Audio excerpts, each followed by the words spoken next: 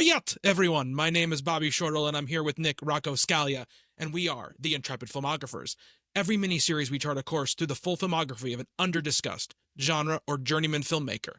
In this expedition, we do our best to try and be explorers, using our years of film knowledge to help guide us, but always being open to discovering new things about the medium we love so much. We are currently embedded in the films of Joe Wright, and today we head to the land of Tolstoy for Anna Karenina and see what's worse, breaking the law or breaking the rules. Nick, how you doing tonight, my friend? I'm doing great. I feel for the first time in my life like I'm a little bit of a Russian lit scholar, which is pretty cool. I don't know anything about this book. I have never read it. I've never read any Tolstoy. I do own a copy of Crime and Punishment, but have not read it. So there you go. Yeah, I never had to read. I was an English major in undergrad, and we never had to read any Tolstoy. That was never... I was going to ask, I have this goal. I'm probably never going to reach this goal. I always wanted to read War and Peace, because War and Peace is like the stereotypical, like, good for you, long, hard book to read. And I've read a bunch of people that said, if you want to do that, like if you're working your way up to that, actually Anna Karenina is a really good place to start, which I guess I can sort of see how that would be. So still haven't read it or any of it, but now I do feel like I would like to. So maybe this is the start of something. Okay. Oh, is that right now? All right. Yes, I have it in the other room. You're going to get to it before I do. Okay. I mean, just I took it out in the library, Nick, does not mean I'm going to get to it. There's been plenty of library books I've checked out in the last couple of years that I have never read, but that's one of my favorite Seinfeld episodes is Philip Baker Hall. Yeah. Yeah, of course. Fantastic. And my dad loves that episode so much. I love that episode too, but he loves Your dad it because has great taste. It's fantastic. My dad is an ex-FBI agent, and he loves like the portrayal of this like guy who acts like he's an FBI agent, but he works for the library. It is. I could see how that would be a realistic portrayal of law enforcement. Yeah. So we are here to talk about Anna Karenina, the 2012 adaptation directed by Joe Wright and written by Tom Stoppard, and starring Keira Knightley and Matthew McFadyen and Aaron Taylor Johnson and Jude Law and Alicia Vikander and Domhnall Hall Gleeson. Once again, Joe Wright really getting people in his movies before they're about to just explode and be in a bunch of really huge movies. Like 2 years later. And getting all the right people back together except for Tom Hollander. Yeah, no Tom Hollander, which... How did they not find a place for Tom Hollander in this movie? I'm feels the like a biggest Tom Hollander fan. After the last few episodes of this show. It feels like the perfect Tom Hollander movie, to be honest with you. But we spent the last few episodes talking about, I think in many ways, how he was trying to sort of run away or at least distance himself from these handsomely mounted kind of book literary adaptations. And here he has returned back, I think, sort of into what you would assume would be safe ground when you hear Joe Wright's doing Anna Karenina and Tom Stoppard wrote it. And you're like, okay, here we go. Handsomely mounted, period piece. I know what I'm getting. And then when you watch this movie, I think in no way would it be, you're getting what you would expect to be getting, right? So it's a very interesting take on the material, on doing a period piece, on interpreting classic literature. This is also the first Joe Wright movie we are covering that I full on have not seen at all.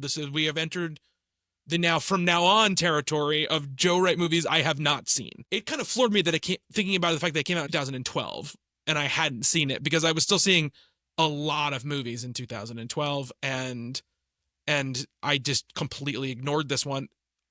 Even though, as we talked about last time, I had really, really loved Hannah when it had come out. So it was very interesting that I didn't really have any interest.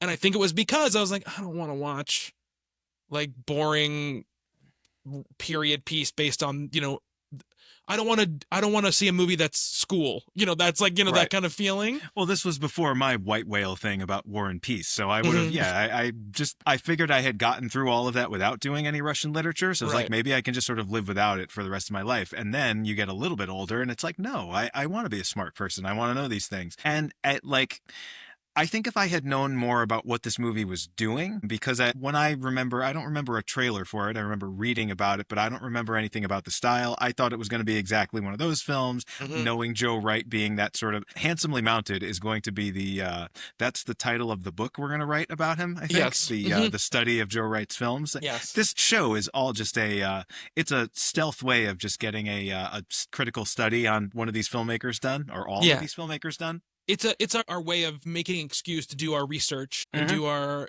make our notes and get our footnotes down and and cite our Yeah, well, sources. we're building in like a built-in audience, and then we can get an advance for the book on Joe Yeah. Wright, handsomely mounted, the Joe Wright story. Yeah. Although people are going to think that's a totally different thing than what it actually is. All the publishers knocking down the doors to try to Yep, see who's going to write the Joe Wright book. that's it. Absolutely. The book industry is doing so well right now. Hmm. Yeah, this is the time. The time is ripe for the Joe Wright book. Yes. Handsomely The mounted. stock has never been higher than it is right now. So yeah, I will say this.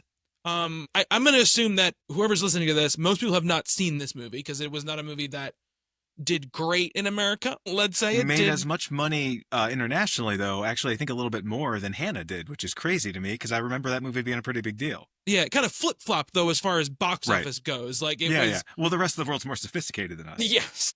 They're more into something like this. I mean, I think probably if you look at probably the confluence of a couple things, I think, these kind of movies not being in vogue, I think at this point, people have started to sort of turn on the Keira Knightley thing. She's no longer the new thing anymore. And I think at this point, people have been like, well, we know what her thing is. Like, we like her, but like, she's going to do a ton of these movies and we can ignore this one. I think is probably what a lot of people felt at the time. And, I think I came to this movie at the right time or in the right quadrant of my life. Because I feel like if I had watched it, 13 years ago, I would have been a little shithead about it, and I this time around, I think I was ready to, dive into the exploration of the form like he's doing in this movie.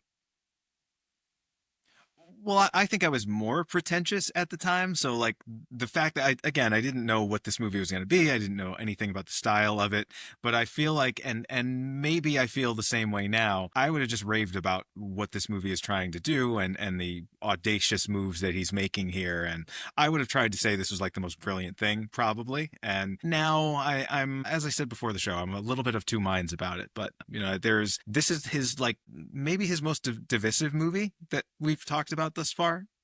Probably. I mean, I don't know. Like, nobody loves the soloist, right? The Yeah, other no, movies no, are no, like, no, no, no, they have their detractors, but like Yeah. nobody like hates the shit out of them. And there's Yeah. definitely some very, very negative reviews of this one. And Yes, that's I guess kind of critically, interesting. yes. Like I was saying, I don't think it's tough to be divisive when nobody knows it exists. But that's the other part People of it, I outside of guess. the U.S. know that it exists. Yes, but not even that. To be fair, not even that many people outside the U.S. know that it exists. It's not like it made, like it's like Warcraft and it made like $700 million overseas.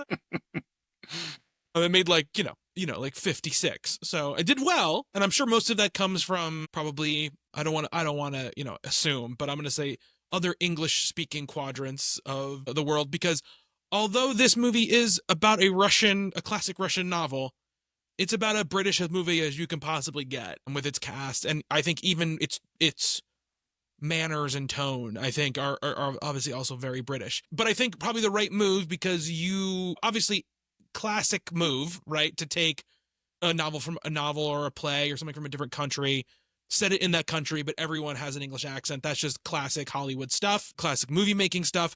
But also I think I would much rather that than people speaking with a bunch of fake, Russian accents. I think that would be a way worse version of this movie. Let's just live in the theatricality, literally of the film and just know that these people are not Russian, but you're supposed to just imagine that it's Russia.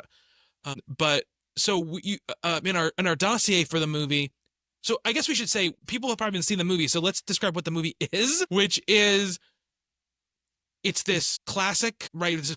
We mentioned this Leo Tolstoy classic Russian novel, epic novel, right? About a woman who is married to a upstanding, he's not a prince, right? What is he? Yes.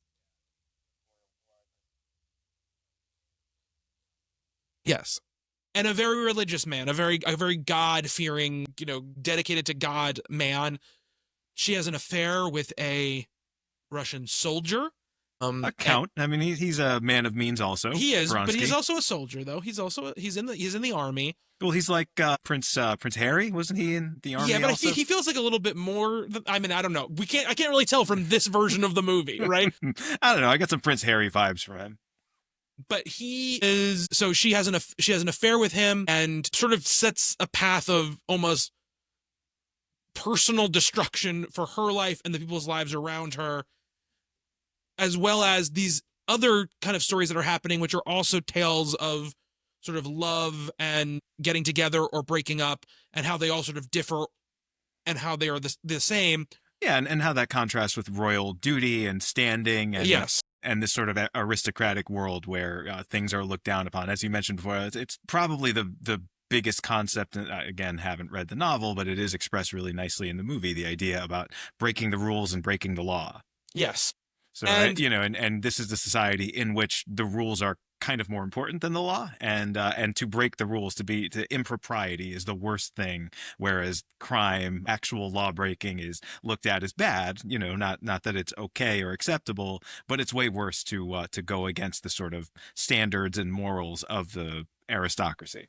Yes, and all of that to be said, the film, which you would assume is set in big, lavish, lush locations across different cities and different places with locations shots done in Russia, it is not. It is shot in a completely built from the ground up for this film theater space where the story is kind of told, almost, I don't even know how to describe it really, but it's sort of staging these scenes. Everything is theatrical, right? Yeah, like there are no establishing shots. There's backdrops.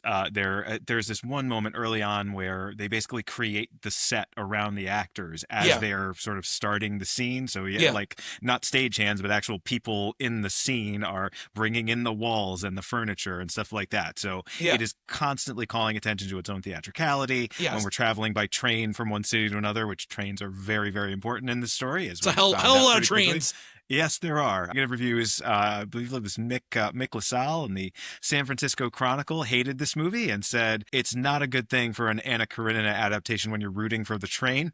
Which I guess we'll get to that. But every time we're traveling by train, it's a toy train moving through like a model landscape. There are some exteriors, there are some scenes set in the real world, but it's a huge departure. Like most of the film, because it is so confined by this theater space, it really is like when they actually open up the doors and we see a beautiful outdoor landscape behind it, it's kind of shocking. It's one of the like jaw drop moments in the movie. Like, oh, I didn't think we were doing this, because literally the entire theater space, you go up into like the rafters and there's stuff happening up there. You go beneath the stage, and in the backstage area, they're staging scenes, they're creating locations there. But ultimately, we always kind of come back to the stage and where the audience would be. There's an incredible, it might be the greatest scene in the movie, where there's a horse race, which is completely done on the stage, and everything is either a backdrop or it's all theatrical. Everything is a set, and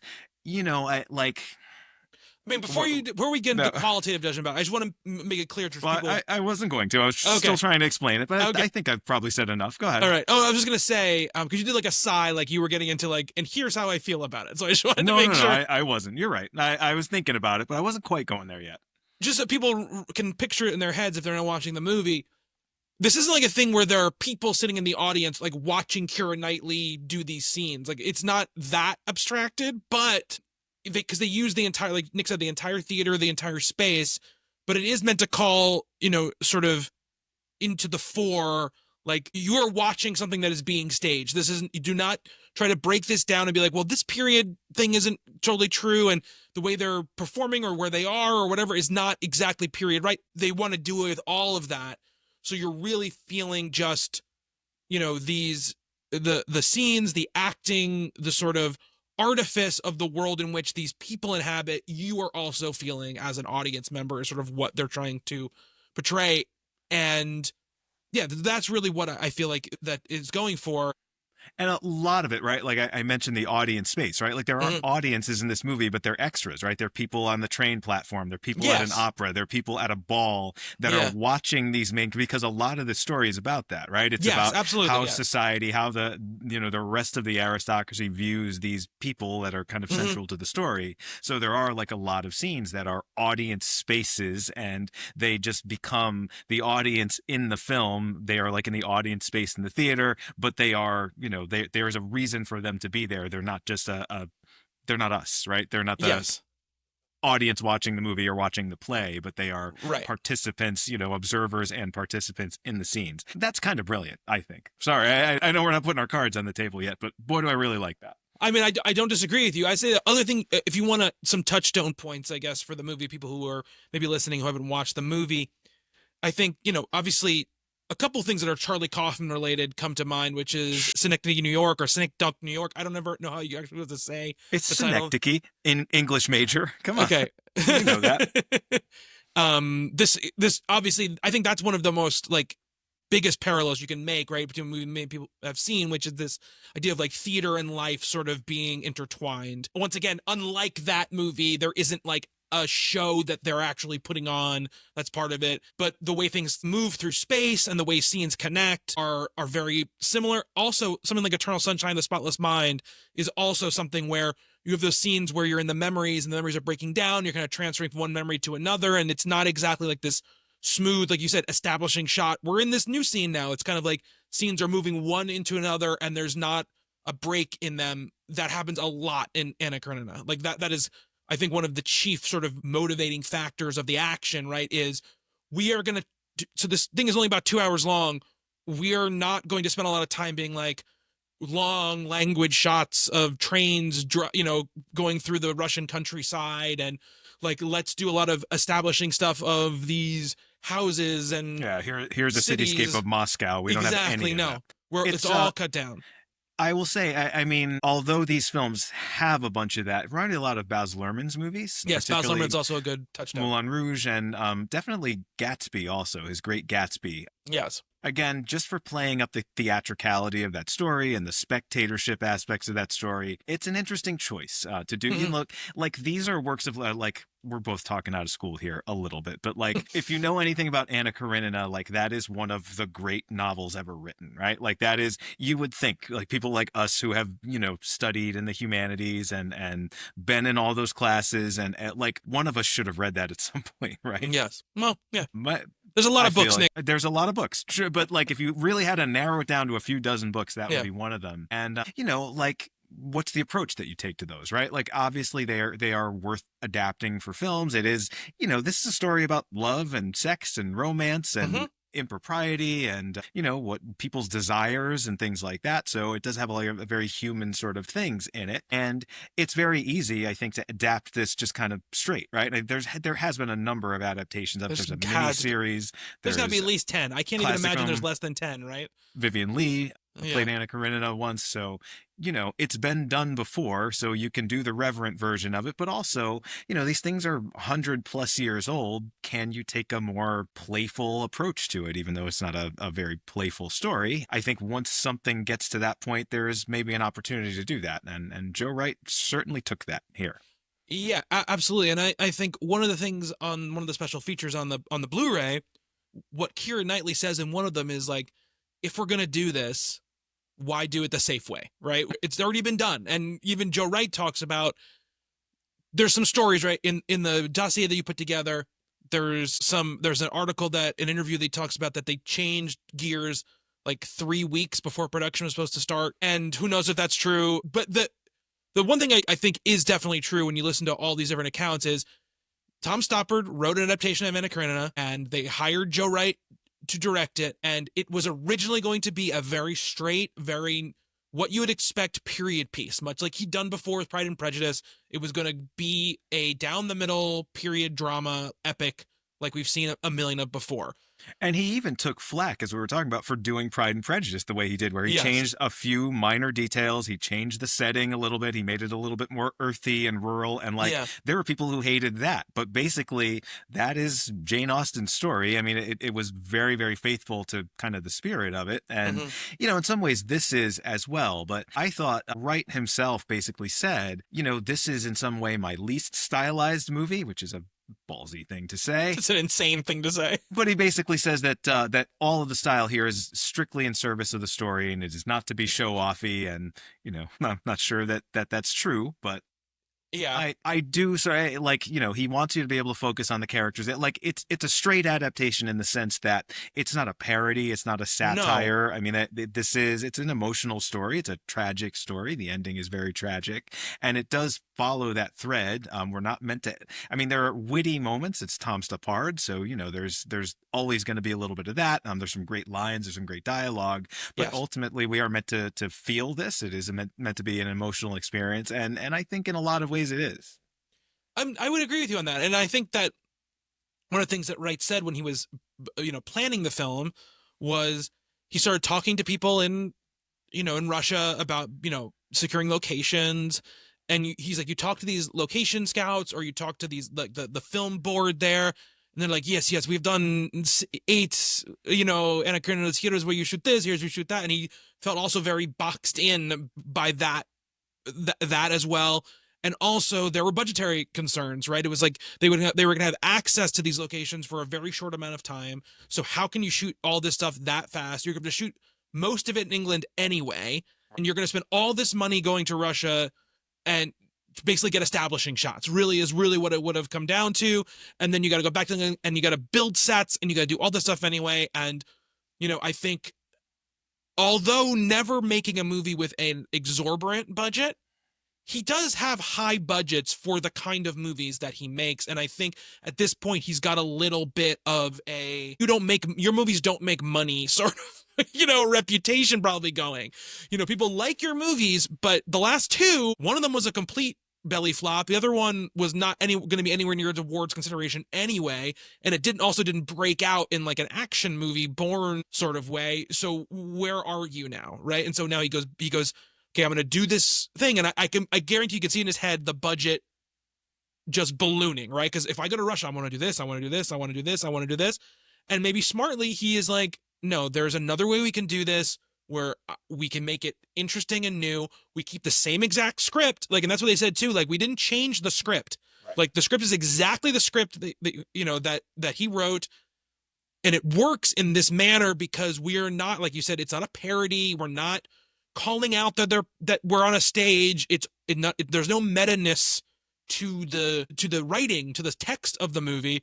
So it all exists in the the filmmaking, and even that isn't meta in the way that we're you talk about, like, where you're calling out. You're not seeing Joe Wright here sitting behind the camera, like Abbas Kiarostami has done he's stuff not the like director in the audience has being done like, that. Sure. Yeah, it's not a new wave movie. No, I mean, No. it is. No. It's audacious in a lot of ways. He, in that same, it's an IndieWire article that's quoting from an Empire article that I can't find. Like, I get so frustrated doing research on these movies. Like, the internet is just gone, right? Yeah. Like, all the stuff you're looking for, that dead internet theory stuff. I'm starting to think that's true, because you go looking for it and it's just dead links everywhere, and you get the Google AI synopsis of stuff. So when you find something close to an original source, it's a wonderful thing to find. You got to use the way back machine. That's the one you got to use. But even that, there's a lot of stuff not there. But I was able to find this IndieWire article, and Wright said that his inspiration, whether it was 3 weeks before, which there's no way you could do this in 3 weeks, create this incredible set and choreograph this movie.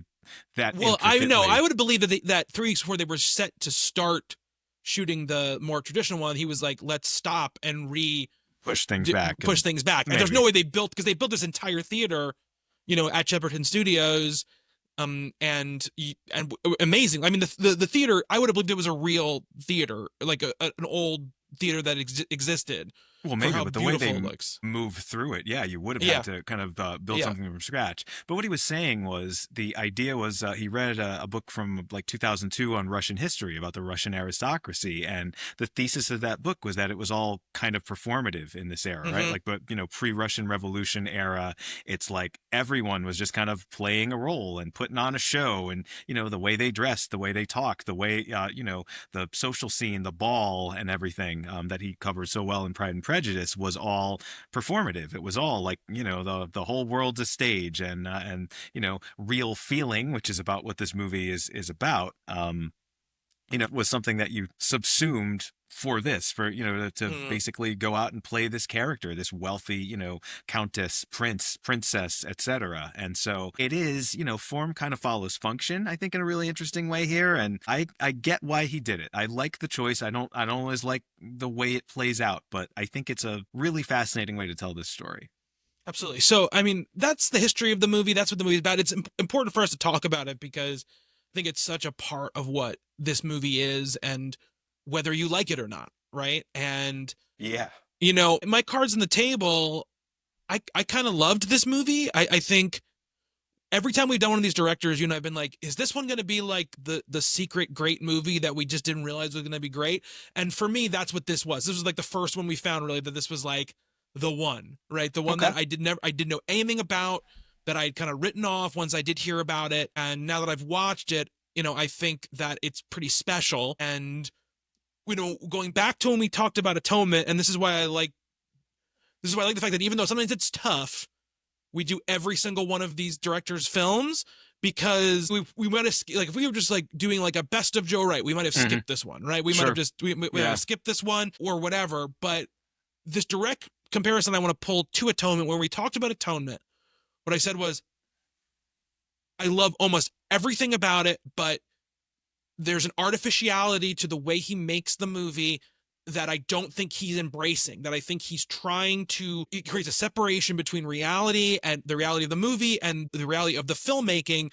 And I think they're at war with each other. And this one, I think, is the perfect marriage of those two things, where the artificiality is the point of it. So it doesn't distract me because I'm like, okay, no, that's the thing here. So all I have to do is focus on the other stuff because I know that I'm signing up for this kind of artificial veneer of how he's staging everything, how the camera moves, how scenes transition.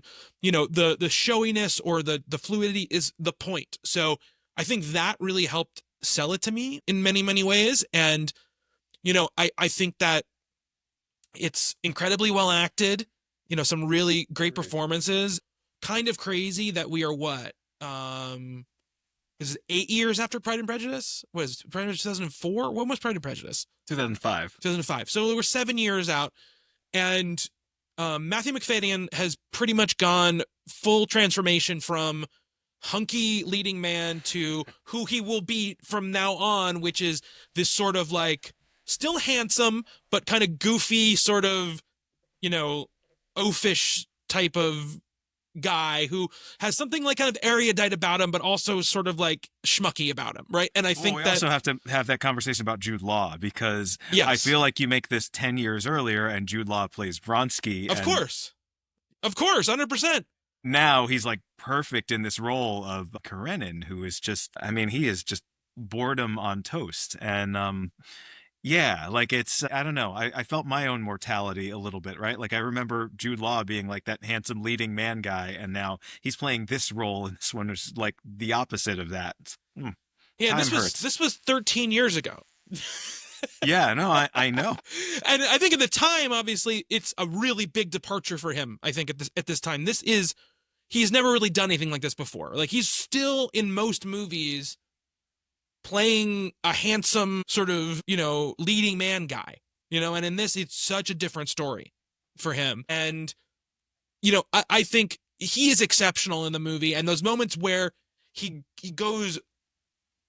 so even keel and so the same for so much of it that it makes the moments where that changes, where it breaks, Yes. so much more effective.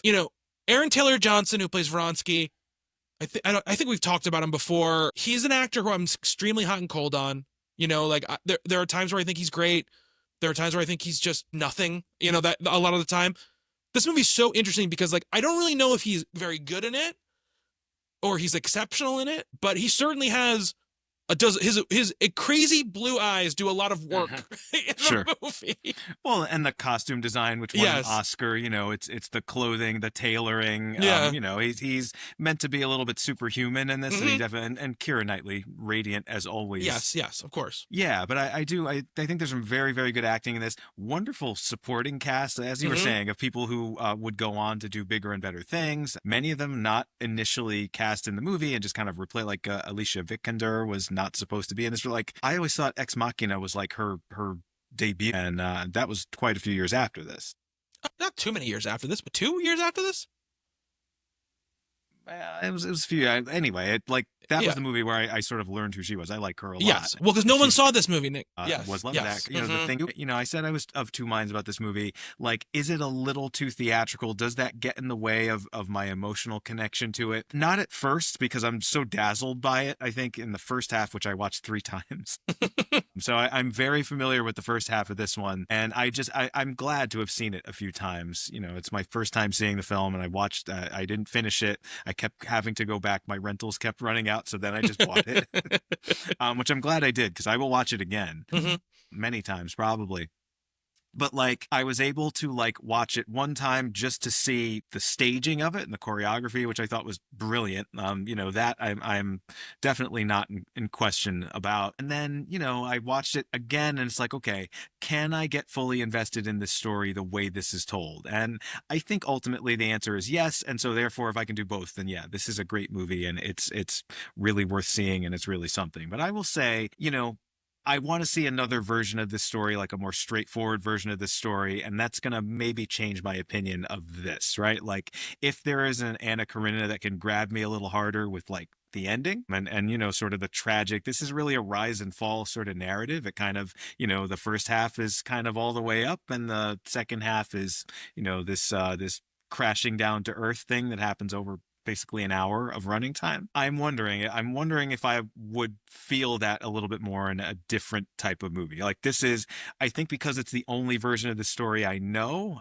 That's the only reason I question whether this is the right version of the story. I don't know what I'm, like, You're talking yourself out of it, Nick. I would say I might be talking myself out of it a little bit. I would say whether or not this is like the most emotionally effective version of the Anna Karenina story, I can't speak to, because obviously, again, it's the only version that I have seen, and I very much willing to say there's probably a way you could make this more traditionally that would really pack a punch and feel maybe a little bit more tragic, traditionally tragic for the lead character, but I will say this, I think that if you do a straight up version of this story, you deeply run the risk of it being deeply boring. Like, this movie could have been 3.5 hours long, and it could have had some great performances, and it could have been really nicely made, and it still would have suffered for you because you just lose it in the middle of it. You know what I mean? Well, It's like, and that's what I'm wondering. I'm just wondering if I saw a more straightforward version of this, would it cloud my opinion of this? Because I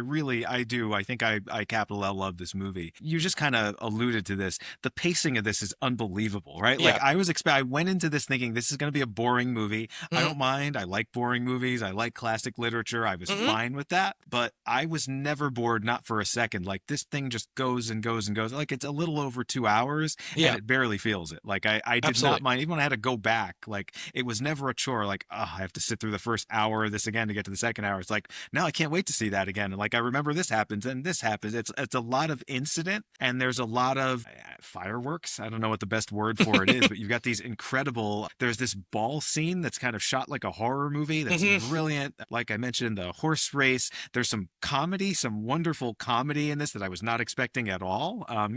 Just little witty moments and some nice sort of character work that I think is a lot of fun, which I did not think fun would be on the table here. There's some really harrowing stuff. There's some kind of dark moments. There's some character-based drama where it's like not knowing the story is like is somebody gonna die here? Is someone getting Yeah. murdered in this scene? It's kind of a lot of that. And, thankfully these characters have a little bit more decorum than that. But yeah, I was really very, very just engaged by it, kind of just swept up in the story. And it goes by in a flash. Like for a 2 hour and 10 minute adaptation of a traditionally thought of as a difficult and, good for you kind of novel. It's a pretty exciting movie. Yeah, I agree. And I think the balance in tones, I think, is what makes it propel like that. Like I mentioned, Matthew McFadden before, but he is genuinely very funny in this movie. Is. And his And character is such a dirtbag, but such a also kind of dirtbag. very, very likable. Very likable. Again, this is the Matthew McFadden persona that I know from something like Succession. Like this is what he has kind of morphed his career into. And he's got this giant ass mustache, and the whole story sort of really is his fault in many ways, because it begins with this affair he's having with his nanny, the nanny of his children, and his wife is going to divorce him, and his sister, who's Anna Karenina, has to come and visit and sort of, make it so they don't get convince her to stay with him, even though he's a womanizing piece of shit. Yeah. Yes, absolutely. And in that process, she meets Vonsky, and that starts her down this road to eventually her ruin, right? And obviously, some of the stuff I'm going to say is very much just about probably the novel Anna Karenina, right? But the lead character herself is such a fascinating lead character for something, because she is both sort of hero of the story and villain of the story kind of at the same time. And it's exceptionally hard needle to thread for an actor to play a character like that. And I think Knightley does a great job. Do I think that she nails all aspects of it? I don't think so, but I think for an extremely difficult role to play, she does a really, really great it's really this practice in, are you able to watch and experience this story with a kind of unlikable central character in many ways, a character who's acting mostly selfishly throughout the whole story, but also plays against a backdrop of a time in a world where, she was really doing something that never was done, right? But with what she was trying to do is something that women weren't allowed to do, right? And even in this world won't let her do it, really. And that's kind of also what leads to her demise, by the end of the story. So there's some sort of, push and pull to how you feel about her sort of at all times, and I think that, again, I don't know if the book is this way or not, but, the Jude Law character is an intensely decent person, right? He's like mostly. I mean, he has his moments, but yeah, he is. Yeah, but his wife is having an affair with, sure, with somebody right under absolutely. his nose. And it's not even about the marriage. It's just that's going to blow everything up for him, right? Yeah. Like this job, this very important government job that he has. I mean, like even Vronsky is not the most unsympathetic character. Like he's acting very selfishly also, Yes. but on the other hand, he's likable and you sort of understand where he's coming from as well. And that's interesting, that there's no easy answers here. And I think one of the things that this movie gets right is that, right? Mm-hmm. To sort of have that tension be part of almost every scene. Yeah. That being said, all the nice things we're saying about it, I can absolutely see, and I think we talked about this via text when we were watching it originally, I can absolutely see why someone would watch this movie and be like, I hate this, right? Like, you can absolutely see why that would be the case. You can absolutely see people being turned off by it. It is a very particular style and delivery of narrative. Forget about the fact it's based on a classic novel, and you might be upset that the classic novel isn't being adapted in the way that you envision or want it. But as a movie in itself, if this was any story, right? You could be put off by this, just like those Charlie Kaufman movies I talked about before. A lot of people are put off by that style. This is, I think I wrote in my notes, this is like Lars von Trier if he didn't hate you, right? This is like that. This is what this story is kind of like, and so it's Dogville is another film this is heavily compared to. Yeah, absolutely. But, obviously not as a movie that's not actively sort of like battling with its audience, right? But, so it's somewhere in the middle of those things, and it's not what you expect when you go in to see a movie like this. And so I totally understand why people would be, put off by it. what I meant to do, and I didn't do this, and I should have. I watched the movie, the first half of the movie anyway, so many times. I want to watch the trailer because how do you market Oh this? yeah. Like, you don't want people going into this not knowing, right? It's not a twist. It's like the opening shot of this film is a theater, it's a stage, and we never really go to that theater, a theater in the movie. We go to the opera and stuff like that. So that is showing you, right? Like, this is all going to take place in this theater space on this stage. And the closing shot, which is one of my favorite things I think ever, kind of brings us back there in a really fascinating way. But like, you can't like just buy a ticket to this movie or rent this movie not knowing that it's going to do this. And I think it'd be very, very hard to follow. Yeah. First of all, I mean, it's, you know, how are these people in this place and now they're in this place, and this character just came out of nowhere, and it doesn't follow those rules of, you know, establishing shots and master shots and stuff like that. It's kind of flowing through in a way that can be, you know, a little difficult if you're not ready for it. I knew what it was, and that's one of the things that really made me excited about it. But I could definitely see that being a real stumbling. Like, I liked this movie enough where I want to recommend it to people, but I'd have to be very selective about who I recommend it to, because if you're looking for a straightforward movie, this is not that at all. Yeah. You know, and I think he tries in the opening sequence, right, to try to acclimate you to the rules, or It teaches you how to watch it. Yes. Yeah, because we're jumping back and forth kind of with that letter as our only sort of symbol that we're in different places, right? But even at the beginning, I think he's intentionally confusing you at first so that when it comes into focus about where these different people are, it hopefully will lock in for you how the movie is going to tell its story, right? Because once you're unconfused in that opening, you're like, oh, okay, I see. She's here with him and they're in this other place, right? So you get that sort of vibe and feeling from it, right? And I think that's him trying to do it. But what I do think about this movie and the slight confusion this movie can bring to you, which I think includes this idea of like obfuscating, are these people royalty? Because some of them are princesses and princes. Are these, you know, aristocrats? Are these people in the government? Are these regular soldiers, or just like, you know, people who are soldiers in name only?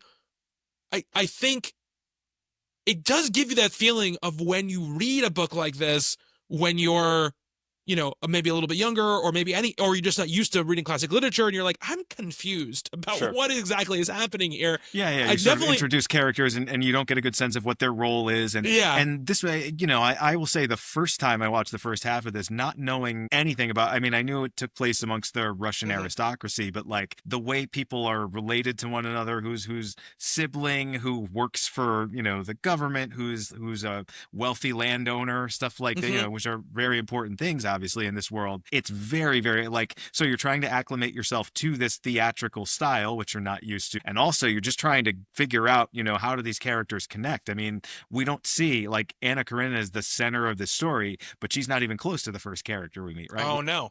We start in Steva's home, and we don't even meet him yet at that point. So yeah, it's a lot, you know, it's a lot to take in the first 10, 15 minutes of this. It does click into place. I mean, that's the other thing. It kind of explains itself, I think, very, very clearly, but it takes a little while, not an hour, but it takes 10, 15 minutes to get there.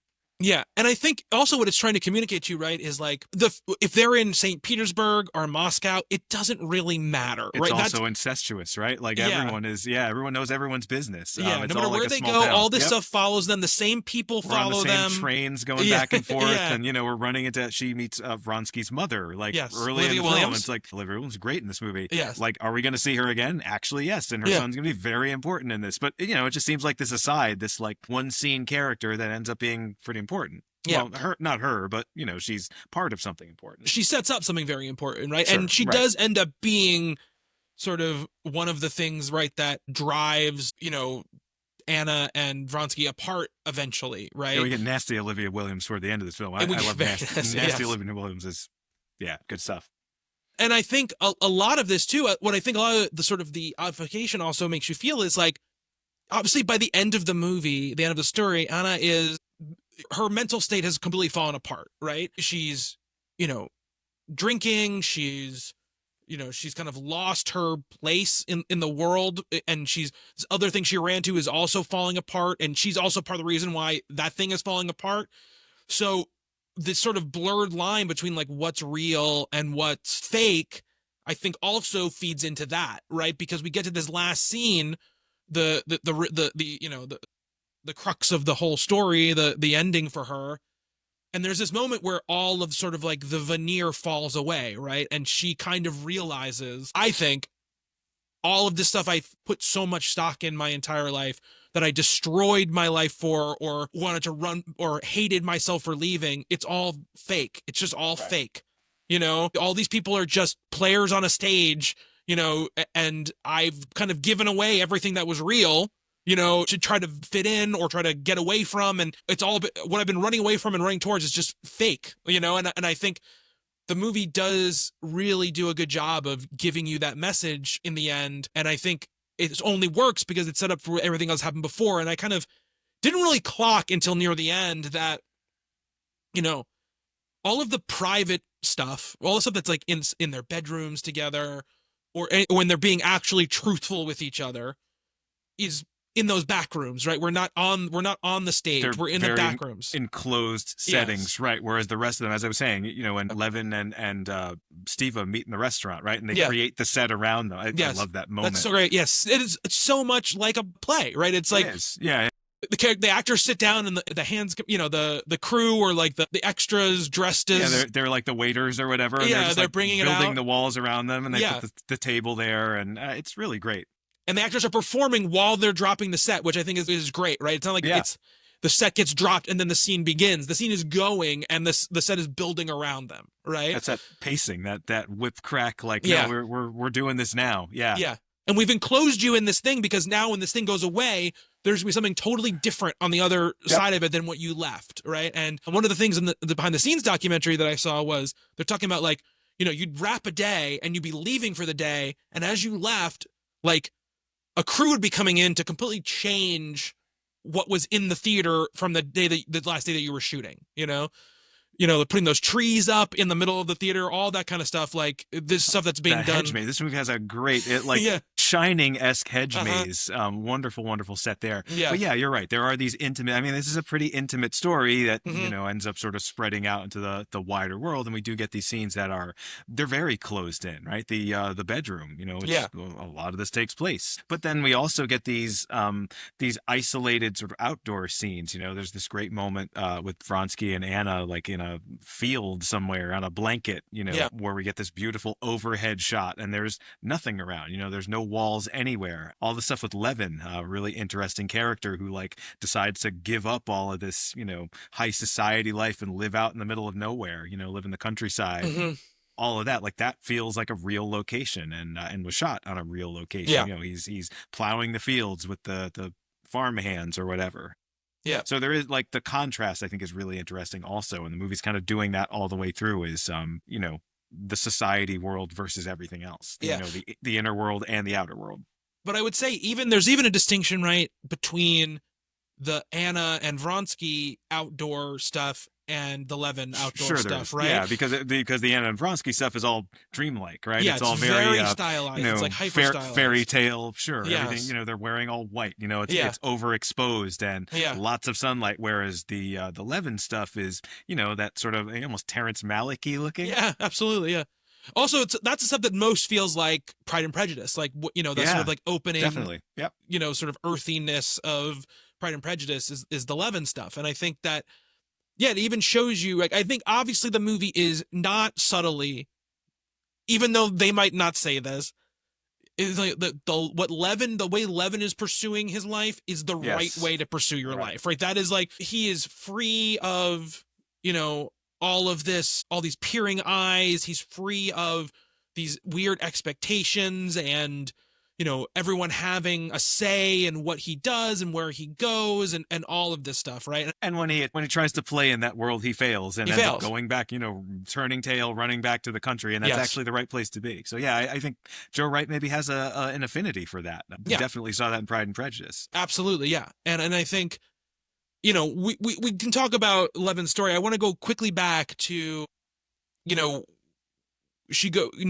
goes to visit to try to get them to stay together. Kelly MacDonald, by the way, plays. Oh, she's great too. Yeah, I haven't even mentioned her. Yeah, Princess such Holly. A great cast. I love Kelly MacDonald, and she's very good in this. And one of the few sort of good people in the entire story, really. And, when she goes back, so she goes to this ball, right? And you mentioned like the sort of like horror movie sort of aspect of it or whatever.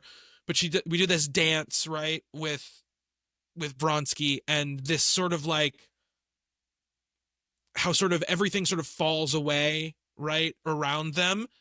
And Right. There's like dozens of extras in this scene, and then we get a cut, and there's no one there but the two of them. I love it. Yeah, and it's so interesting because it's not done in that way where it feels like, oh, look at this wonderful dreamlike place we're in. There is a real sense of like foreboding to that moment, right? That the movie is not telling you like, and this is her finding her true love. No, this is her destroying her life right in this moment. Yep. Yeah, and it is at the score again. Dario Marianelli, who's great at this, worked with Wright numerous times. The way that starts to get distorted and skewed and dissonant, it's a really great scene. And then one of my favorite shots in the whole movie is we come back. She kind of comes back to herself, right? She realizes what's going on, and she leaves. And she turns around. She looks in the mirror, and the train is coming to them through the mirror, which is a transition to the next scene. Yeah. Sure, a lot of stuff with mirrors. There's this great scene that she kind of plays entirely in this very thin mirror in the middle of the frame. She's talking to Karenin, Jude Law, her husband, who she's kind of not been great to, and we only see her in the reflection. I mean, just some incredible staging here. Yes. Joe Wright guy, he knows what he's doing. Yeah. And obviously he says it's his least showy movie. He's absolutely wrong, but he is right that, no pun intended, for the fact that it does fit more in this movie than any of his other movies, right? The showiness. I think that's what he's saying, right? I don't think he's being like defensive about it, but I think it is to like if we take that inspiration he was talking about, the fact that these people were always kind of putting on a show. Mm-hmm. That definitely fits also. I will say, I mean, there's some very elaborate choreography, but we don't get any tracking shots that go on for 10 minutes here. No, we don't. We don't. Nothing like the scene in Hannah. There's nothing like the scene in Atonement. We are cutting a lot, which probably helps with everything that they're trying to do. Yeah, but I mean, all that stuff we're talking about, the building the sets around them, the transitions, this is where he's using that flair that he just can't, he can't tamper down, which is fine. I think it really works great in this movie, but all that stuff, it's almost like Edgar Wright, Scott Pilgrim stuff, right? Where you're you're kind of like going between these two totally different scenes in totally different locations and sort of binding them by some sort of dialogue or thematic element that you're transferring them between. Or just an emotion, right? Yeah. Like there's a moment where Levin leaves the ball where he's just been rejected by what he thinks is the love of his life, actually turns out to be. Mm-hmm. And rather than go out into the street, he goes upstairs, right? Yeah. He goes into the rafters of the theater, which is supposed to be like the poor district of wherever they are, Moscow or St. Petersburg there. Yeah. And it's like, we don't get any sort of transitional. It's just, he is dejected, and then he goes out into this dejected place, which is not out to a place, but up the stairs from where he is. And that's where he meets his brother, right? Yeah, I love that. Yeah. And then, I mean, his transition, right, where he kind of, the back of the theater opens up and it's just like this snowy landscape. Jaw drop moment. Yeah. Cause I didn't know that, right? Like, no, okay. I was like, okay, we're going to do this in the theater. Everything's in the theater thing. And then we get this beautiful exterior that the theater opens out onto. I mean, it's an effect that I think works really nicely too. It works great. It's some real movie magic there. And I do think Domhnall Gleeson is great in this. And I think that you immediately get this sense, right? He goes back home. And what is his response to being rejected? Does he do something terrible? Does he get angry? No, he decides like, I need to figure out what my life is supposed to be, right? I'm looking for an answer to. In this more real way of living. Yeah. He sees the artifice of all of it and decides that's not for me. Yeah, exactly. He kind of walks away from it, right? And when he's petitioned to come back, there's that great scene with him and Faden in like that, like, pub thing where they're kind of like sitting very far apart or whatever, and then maybe he's trying to get him to come back. She's going to be at the house, Blonsky left her, and he's just sort of like, no, like this, I'm not going back to that. Like, I tried, I was rejected. I'm not going to be that person who is just like, being a creeper, basically, I'm going to live my life. And I want to figure it out, even if I'm a little bit sad about it, right? And I think that really works. And I think their scenes are so fun together because they're so incredibly different. Sure. Performance-wise and character-wise. and it just works really well when they're in the same room, because you do get the feeling though that like was it Steva? Is that how you pronounce his name? Steva cares for him, right? He does care for him. He has affection you for wonder him. how they became friends, but they do seem genuinely like friends, even though they're polar opposites. Yes, and I really like that about their relationship, and I like that these characters, obviously you can tell it's from a epic long novel where there's multiple stories happening at once, because there is, not everyone's dependent on what Anna is doing, right? In fact, his story is very far distance from yes, absolutely. Other than the fact that, the Kitty, the Alicia Vikander character, is, been sort of like another person who's been scorned by Anna because she basically took kind her of like a suitor. mentor figure to her in the beginning, and then kind of steals Vronsky unwittingly. Steals him out from under her nose. Well, I mean, I don't think, by the time it happens, not really unwittingly. Not completely, right. But, like, there is, it's such an interesting character. But again, that's the novel. That's not the movie. But this idea, you've murdered my happiness right in the middle of a sex scene. Very, very hot sex scene. Very chaste, but very well shot. Yes.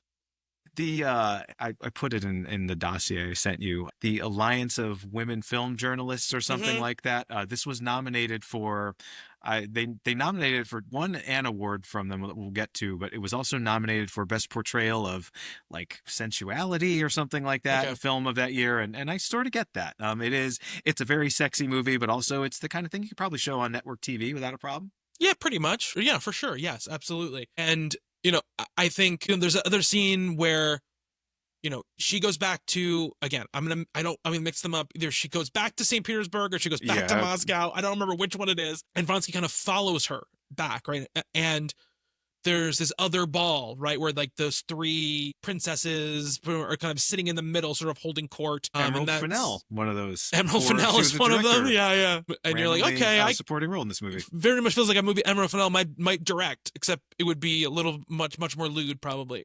Yeah, you probably couldn't show hers on network TV. Yeah. No. But it's her and Ruth Wilson and Michelle Dockery. Mm-hmm. Yeah. Fake Kate Blanchett from Hannah are all here. Risk.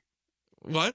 Star Flight Risk. Star Flight Risk. Yes, absolutely. And this this is one of those scenes where we really get to see the artifice and fakeness and just shallowness of this whole society, right? That they're all sort of playing a part, and it is much more important to play your part than it is to do anything real, right? It's just about keeping up the order and keeping up, these are the people you say hello to. You don't say hello to the wrong person. You don't talk to the person. You can't associate with someone that has sullied themselves the way Anna has. Sure. Yeah. And even though she hasn't really done it yet, even in this moment, there's a lot of tension in this scene, right? Because just her like being in the same room as Vronsky is kind of a problem. Right. And this is the moment where, it breaks, right? Because up until this point, really it's been Vronsky who's been taking most of the brunt of the shame part of it, right? Because he's kind of doggedly chasing her, lusting after a married woman, married to someone important. Yes, and she's sort of been ignoring him, even though we know that she's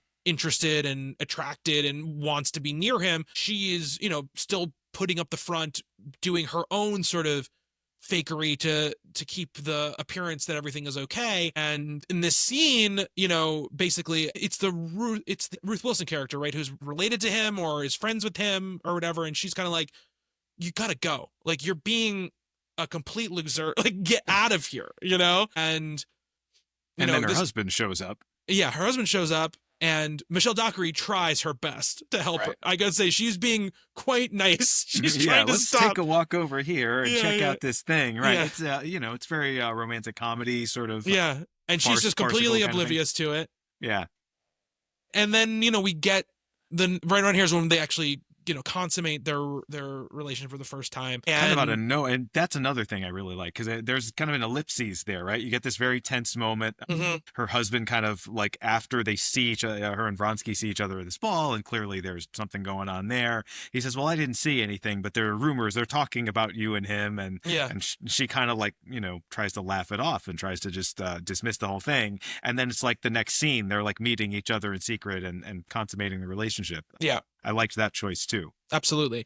And I like this whole time, you know, the Jude Law character is sort of like, do you have something to tell me? Like, is Mhm. something going on? And she's like, no, don't be crazy. I'm your wife. Or whatever.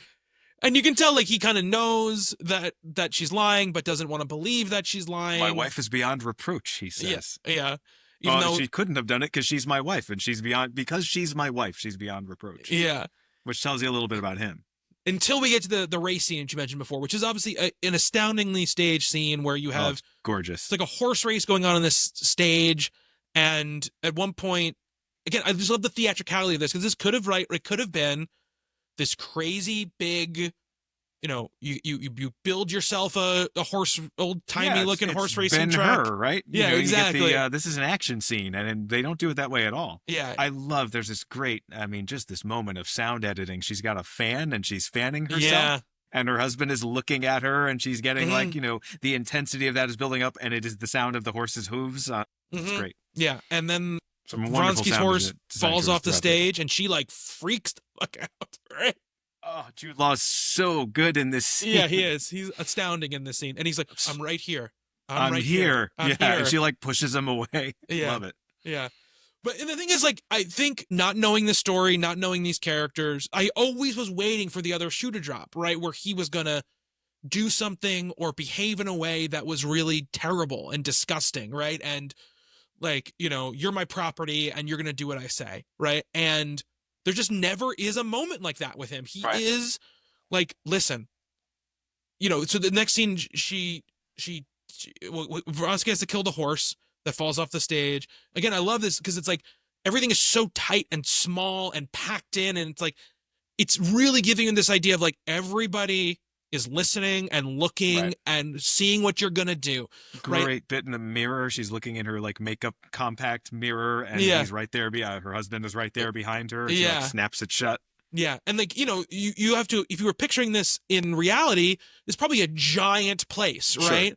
But because we're packed into this little theater, you really get this idea of like, no, one thing that happens, it just spreads, right? And so you might as well be in a little room, because even the thing where they're just, one point they're just all staring at her, like everybody in the theater is like staring at her. And the next scene in this carriage, you know, Oh, what a great scene too. where he's like, so you're gonna tell me that everything is okay and whatever, and she comes clean, right? She's honest with him about what's going on.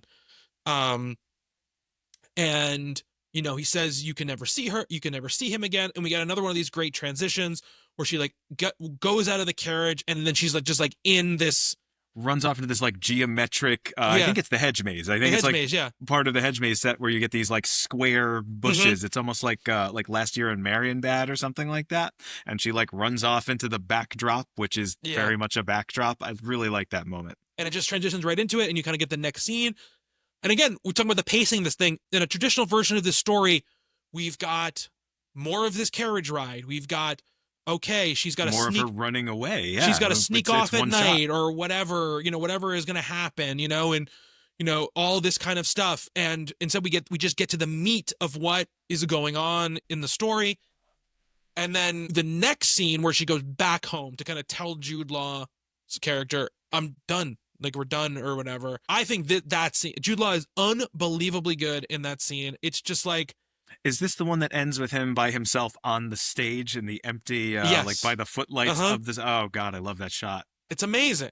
And it is, you're right. Like I did expect some more fireworks out of that character. And instead it's just this moment of like pure rejection. Yeah. And he plays that, this like handsome marquee movie star idol guy, approaching middle age at this point when this movie was made, as you were saying, and just kind of seeing him in that moment was, it's so painful. And the way it stayed, like that brilliant shot where it just, the lights go down on him in this empty theater and Anna's not in the shot.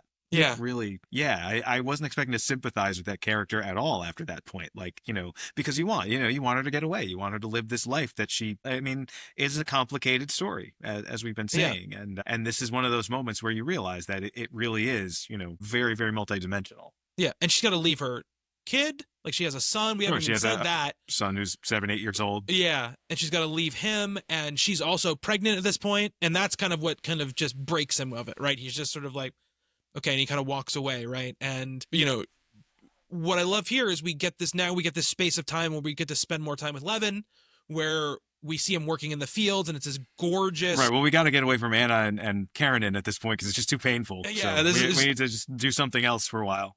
He's working in the fields, and at first I'm like, this, like, I was like, did something happen? Like, did something happen? Is he now poor or whatever? And he just he works in the fields because he says Man, he's a man of the people, right? Yeah. He gets right down there and swings the scythe with his farm hands. And he says, like, they don't. That grounds him. The men don't like me for it, and he's kind of like, why do you do it? And it goes, it stops me from, thinking about why I'm here, or whatever, which is just such a very real. It's a great moment. I don't know who the actor is, but whoever his chief farmhand or whatever, and Levin says to him, like, my father worked you all to death, and like, yeah, but this is what we wanted. Like, this was it's this very regimented life, right? Like, you were this thing or you were this thing, and you just get used to that. And he sees this young man, I think it's the guy's son, with a woman, and they look kind of miserable. They're sitting by the fire. It's clearly been a long day of work. And he's like, I've never been that happy in my entire life. Yeah. Like, maybe there is something to be said for being poor and working for someone else and not having to worry about, what society thinks of you. And that's an interesting theme that kind of runs through this also. Yeah. And he says, like, is that what I'm looking for? To live simply or whatever, I think, whatever it is.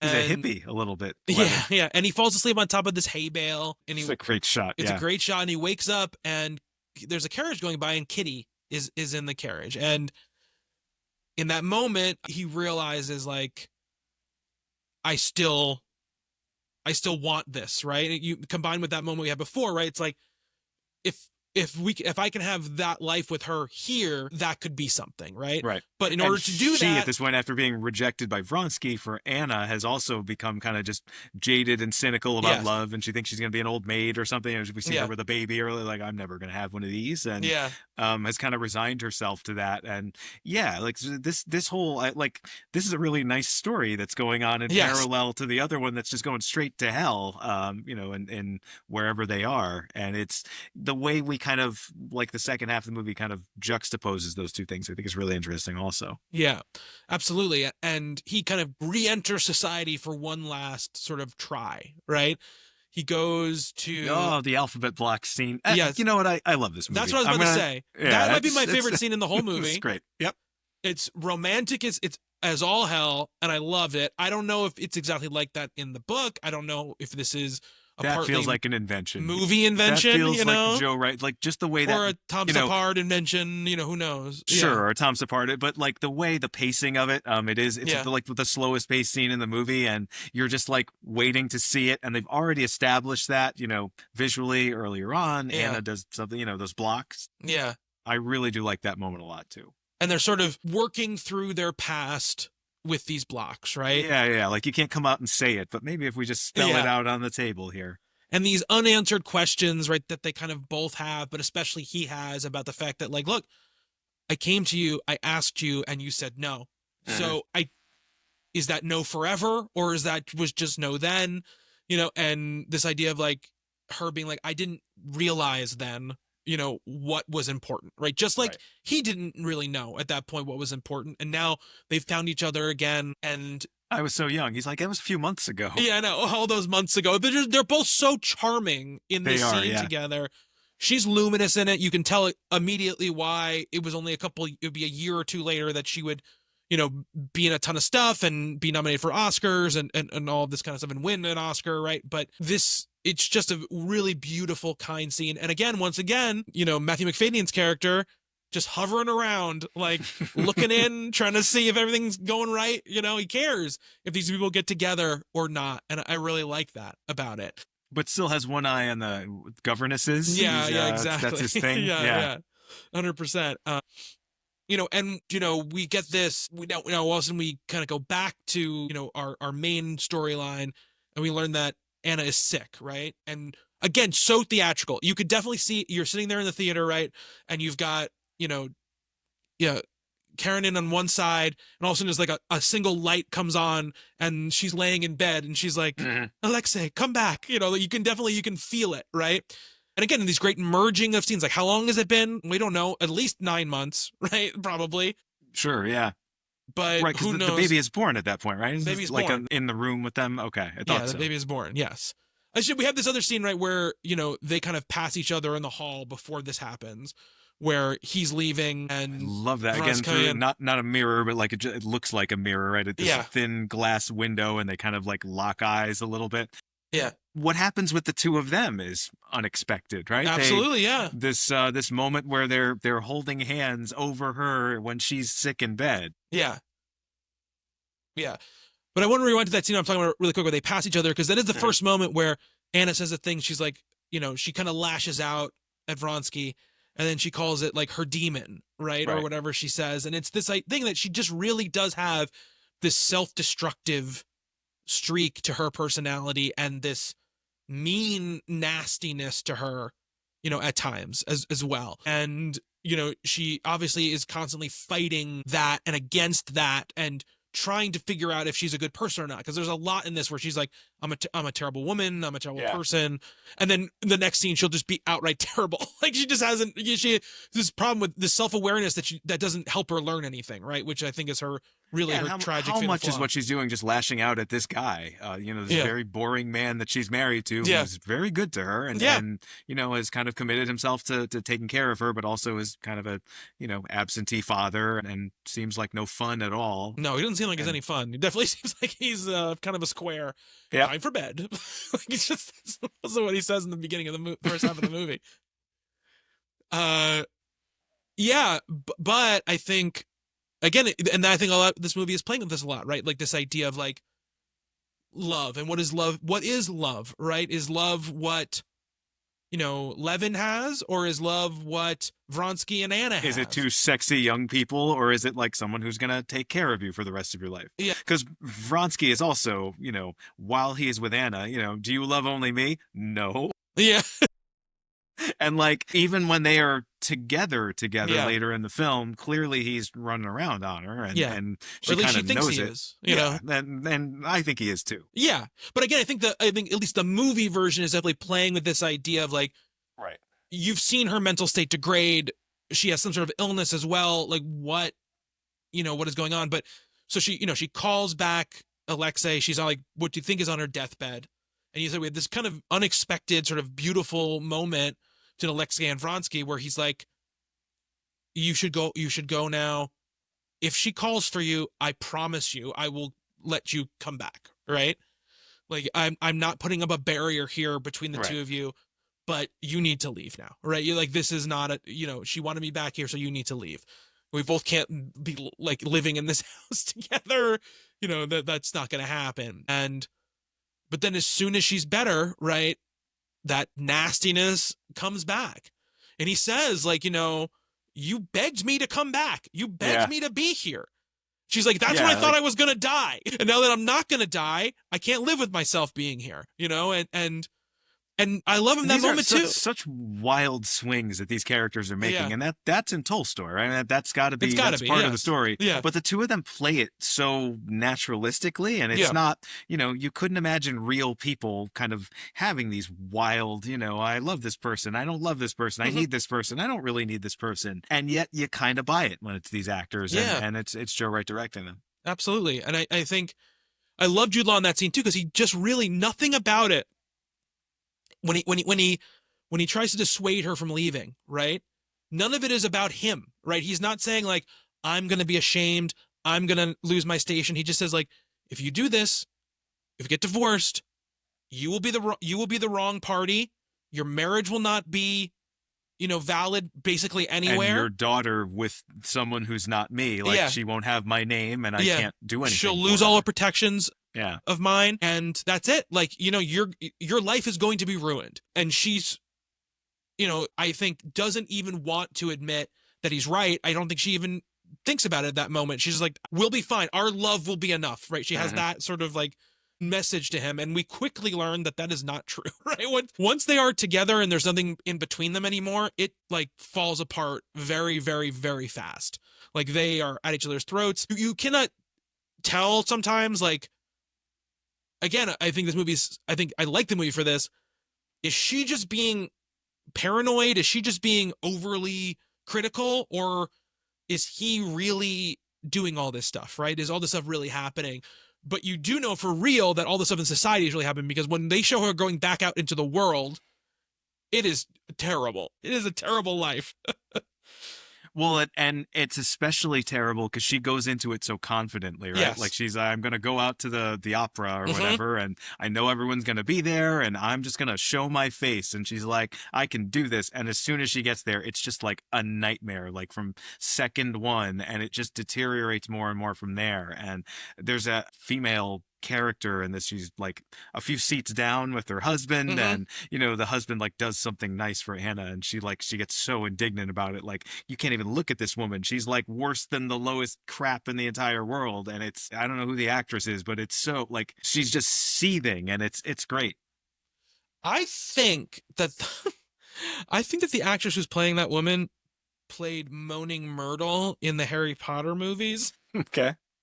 I'm pretty sure. I'm gonna look it up right now because I was watching it, and I was Well, rewatching some of those scenes today. famously they cast like every British actor, like it's not that big Exactly. of a play, it's an island, so Yeah. they only have so many to work with. Exactly, and they were only allowed to That's cast a British big actors. cast. Yep. Yeah. So, but I believe that. and after she talked to him, after he talks to her, right? The woman makes that noise, and then once again, everybody is staring, right? Everybody's just staring, and Vronsky won't come. He says he's like, you can't go there, right? And she's like, I'm gonna go, and it turns out, like you said, really, really terrible. And you get that moment in like a scene or two later where Kelly Macdonald is actually very nice to her, and you can tell she's just sort of like doesn't know what to do with it. That this woman is being so nice to her, and when she hears about Kitty and Levin getting together and having a baby, she goes like, I'm sorry, I can't have you at the house right now. And she's like, oh, I understand. She's like, no, you don't understand. Like, this is not because like it would be socially, a social faux pas for me.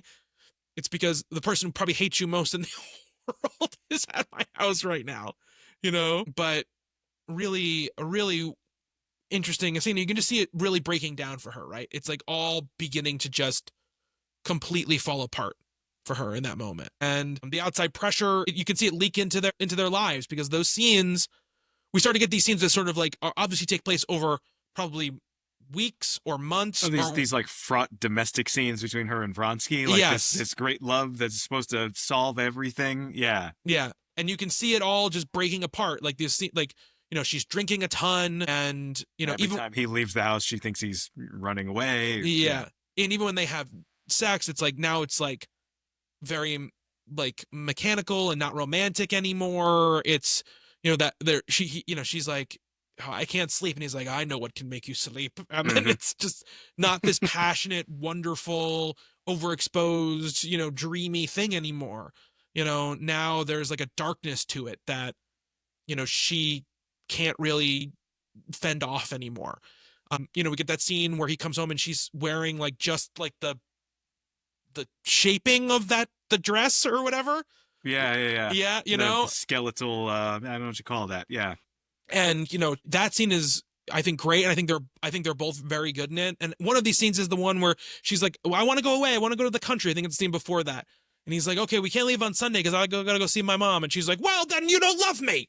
She like runs away. And then we get this scene next to it. And then, basically it's over for her at this point, right? We get that great scene, that the quote I said at the beginning where, I think it's Vronsky, asking, one of the people at the opera to come, to come over, to call on her. And, he says, like, it's not like she broke the law.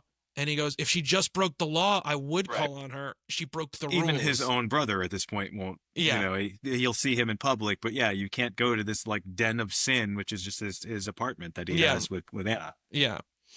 And, she dresses in this like, kind of purplish, maroonish gown with this veil, and she's walking through this, this apartment or whatever. And, she sits down on that, like, she kind of gets like stomach pain. She sits back on this backing, and I'm like, this kind of looks like a train, like, seat. And then she pulls the window shade open and she's on the train. Yes. And I was like, and And that's the first thing, right? But it's been a while since we've seen something like that in Yes. this movie, right? Yeah. Like it does, the first half does so much of that, and then it really does. It scales it back. When the story gets more dramatic, more emotional, and much darker, that opera scene, pretty because they're in a theater, right? It looks like the opera. Yes. It doesn't look like a set.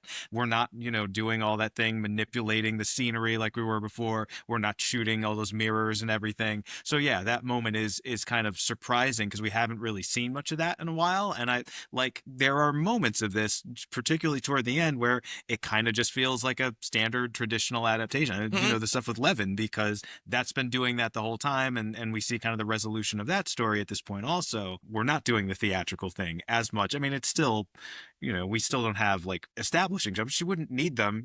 Any movie would be done with that at this point anyway. Yeah. So it does. Though I'd I'd say the ending is majorly theatrical. Oh, like sure. Anna's Yeah, ending is majorly theatrical. Anna's ending, and then that closing shot, which we'll get to. But the last bits of the Levin part, I should say, he brings Kitty home, and his brother is there, and he's sick, and his sort of, I think she's like she's his girlfriend or wife or whatever, but she's a woman of low standing. She's a prostitute. She's a prostitute, raised prostitute, right? Yeah, right. And he's like, you can't be here. What are you doing? Like, so just her existence in this world is an issue. Yeah, and because he's worried because he still has a little bit of that.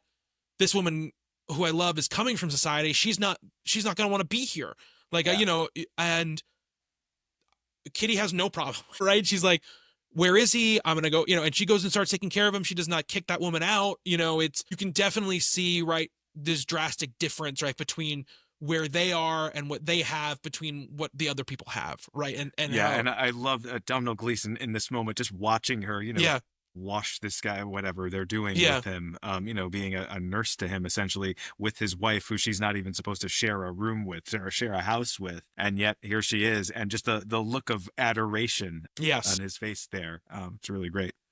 With that other older woman who looks like she's like would be on a card of like death, a tarot card of death, who's like standing behind her. But, and I think in that Kelly MacDonald scene as well, right, we get the other end of this, which is she says to Anna, right, that he's exactly the same. He's screwing around, Stiva is screwing around, and, I wish I had done what you had done, but nobody asked me, and I wouldn't have the bravery to do it anyway. And that's a one moment of hope, right, for Anna in that moment, right? Did I actually make the right choice? And then when it falls apart, with Vronsky, where he ends up, going with, the child, as she calls her. And again, but the movie's still having like, is she just really coming there to drop off some documents, and she is like just assumed all of this terrible stuff because she herself has done terrible stuff, so she assumes the worst in everyone. She's looking at, it's a typical, domestic drama scene. She sees him getting to the carriage with her, and it could be anything, but we have our suspicions. I have my suspicions, as I said before. We see him in the mirror, right? Again, we get that one scene where you think she's not talking to anybody, and then all of a sudden he's there, like in the mirror, and he's just chopping up there. And then when she's on the train, she sees them having sex with each other. Imagines it, right, in the window. It's a great framing there also. Yeah. And then we get this scene with Levin where he comes home and he says to Kitty, I've realized something. And she goes, what have you realized? And then we never hear what it is, right? You can kind of, probably surmise, you can probably guess what he's going to say, but I love that they leave that sort of just sitting there, right? Lost in translation. Yeah, exactly. And then we get Anna's end, right? Which is, we talked about a little bit before, but she's on the train, she's getting off the train. And at first, we're on the train, and the people who have, again, it always feel like extras, it always feel like people who are in a scene, but now they're like frozen, just like staring at her. That's a tableau, yeah. Yeah. And she's sort of walking through it. And when she walks out of the train, she's in the rafters or, of the theater. And, there are just ropes and all the stagecraft stuff around. Oh, that's great. Yeah. And these people are just staring, frozen, right? And this is the point where I think she's starting to realize, like, her whole life is starting to break down in front of her eyes, right? Like, what is this? What am I doing? What's going on? What have I done? And she sits and she sees that kid, right? Who I don't think is supposed to be like her kid, but definitely she's sitting, all of a sudden she's on that bench where she's sitting down now, and she has this look of just like abject, kind of horror on her face where she's realizing all this stuff. And then she throws herself in front of the train and she says, "I'm sorry," or "Forgive me." God forgive me. God forgive me. And throws herself in the train. And you see the train hit her, which I was not really expecting to see. Well, yes, and earlier in the film, we did see someone cut in half, We did, intestines spilling out. I guess you can't show this entirely No. on network television. It was a brutal moment that I wasn't expecting. But not knowing the story, I just knew something was going to happen with her on a train later on. Mm-hmm. Yeah, it's said it's shocking, but it's not shocking. It's Yeah. inevitable in some way, and we've seen this train imagery throughout the film, right? Like this train barreling toward the camera so many times, and that moment early on we were talking about where she's looking at the ball there, and we see the reflection of it in the mirror, kind of comes to fruition here. Maybe a little on the nose, once you see it actually happen in the reality of the film now, it's okay, this is what we were seeing before then. But this train, because this idea, right, this train has always been coming, right? That's the idea, right? The train has always been coming. Once she made the decision she made, this was the ending. There was no This was the tragic ending. There was no way to escape it, because either with the mix of who she is as a person and also the way just life and society are, there was no good ending for this, right? It was always going to end in something like this. One by one, the people who cared about her or said they cared about her fell away, and there was just nobody left. By the time you get to that end moment, there is nobody left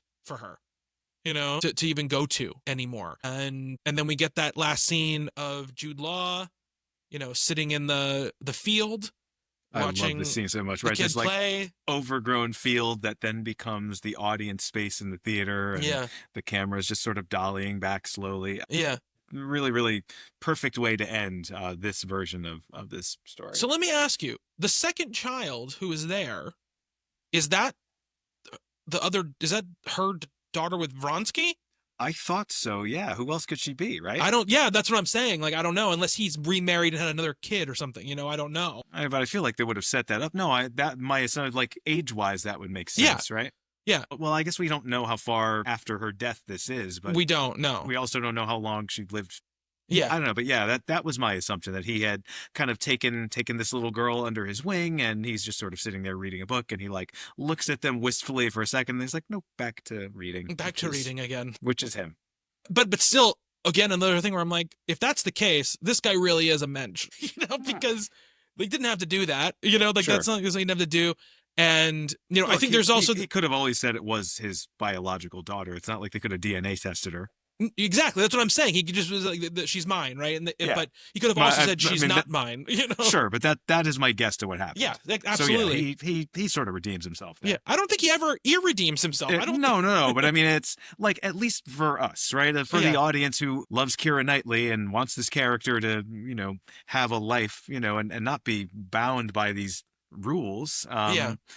We do sort of hate Karenin through a lot of this, and I think he, in the end, speak for yourself, man. I never hated him. I never liked him.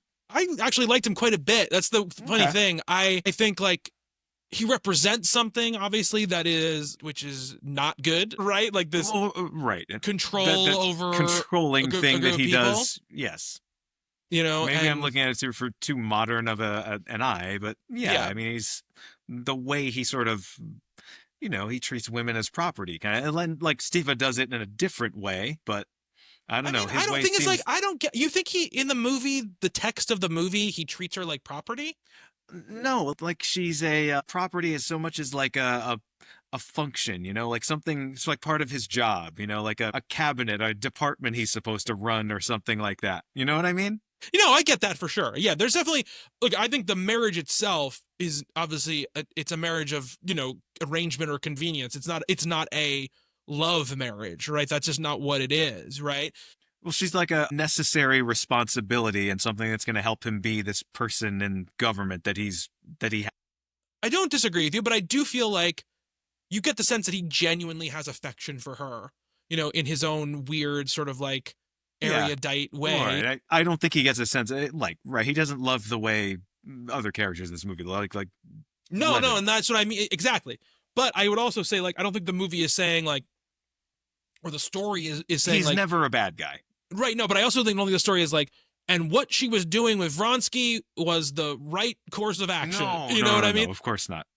And like, I think, I guess for me, the whole time I'm just like, I think I'm like, this is going to end terribly for you no matter what happens here, and I think, I think that's why I think she's an interesting character, because it's a great performance and the character is complicated and fascinating. And that's what makes her someone you want to sort of follow and learn about and travel on this journey with. But I don't think that she's incredibly likable. I'm not sitting there cheering for her and Vronsky when they're together. No, I agree. You you know what sorry, I missed what you said. Yeah, I agree with that. I mean, Yeah. it's, even in that moment, right? Like, this is, you've murdered my happiness. I think that's what really it is about. Yeah. Yeah, absolutely. And she she says things that I think make sense when she goes like, when she talks about how her son will forgive her eventually when he learns about love, but wouldn't forgive her if, she stayed somewhere where she was unhappy or whatever. That's the kind of vibe she's giving on that, but obviously some of what she says and a lot of what she says is kind of bullshit, right? She's kind of just making up justifying things, right? Because her son obviously will not forgive her, considering what she did, in the end of the whole thing. Right. So, yeah. I don't think it's someone who's trying to make it about, someone else's well-being. And she claims to, love her child and he's her world, but obviously that's not true. You know what I mean? And I think, do we ever see her with the daughter together? No, we don't. Because I didn't think so. I was trying to think back, and yeah, we do. There's some nice moments. There's a great bit. Joe Wright does this all the time, right? It's her and her older sister in bed under the sheet. Mm-hmm. These like very private, intimate moments between family members, and we've seen that in his other movies. And there's a great bit with her and her son earlier in the film. Mm-hmm. So there is a connection there. But yeah, when she has this baby, it's always like off on the left side of the frame with the nurse or I don't think we ever even get a close up. We never even see what the baby looks like. No, we don't. Which definitely is telling. And really, once Vronsky is part of the equation, she forgets about all of that stuff, right? There's not really, other than say goodbye to her son, there's not really another. There's like one last sort of nice mother-son scene there, but it's also kind of fraught too. Yeah, and I love in that scene where she talks about him, but she talks about him all the time. But that's what I mean. Yeah. She's all talk. That's what I think is so fascinating about her, right? And I think that scene between the two of them when she's, when Ruth Wilson is there and she's, talking about how like, Vronsky wants to see her and all this stuff. And, she's, I don't want to keep anything from you. He wants to come see you. And I told him no. And, Alexis tries to talk about it with her. She's like screaming, right? And she says that thing where she's like, you said you didn't want to see him again. She's like, not to say goodbye. Right. And the way they played that scene and the hurt between the two of them is just, it's so well acted between them. It is really fascinating, like you said, how, 10 years before this, maybe not even 10 years before this, 5 years before this, whatever, Jude Law is definitely playing Vronsky in this moment, and they put him in these very tiny glasses. They give him little tiny glasses, and they give him like a ball. They make him very bald, they give him like balding and stuff like that. I thought this movie was great, and I think agreed. I think it's actually agreed, and I think whatever reservations I had about it, I think I've kind of talked them out.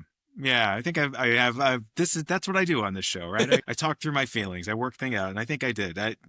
This is 4 stars for me. Yeah, it's a great movie, and I think one of those movies where I could definitely say to certain people, like you said, this is a movie that you should watch, right? Because I think people who appreciate this sort of oddball storytelling, who still enjoy classical stories. I think you do have to enjoy classical stories still to really get into this, because you need to be willing to accept some of the non-modern conventions of right. Of It's another place, another time, and it's not. They're not trying to modernize it, right? Like this is not a movie about the world of 2012. Yes, and it's also not a movie like Pride and Prejudice, where it's about a character specifically who's trying to break past in ways that are inspiring the societal constraints that exist at the time, right? It's not Pride and Prejudice is not Little Women. She ends up being a victim of that, whereas Pride and Prejudice is a story about like pushing things forward. Right, it's pushing things forward, and this is about someone who again, I think it's also who's writing it, right? Leo Tolstoy is not a woman, so he's not really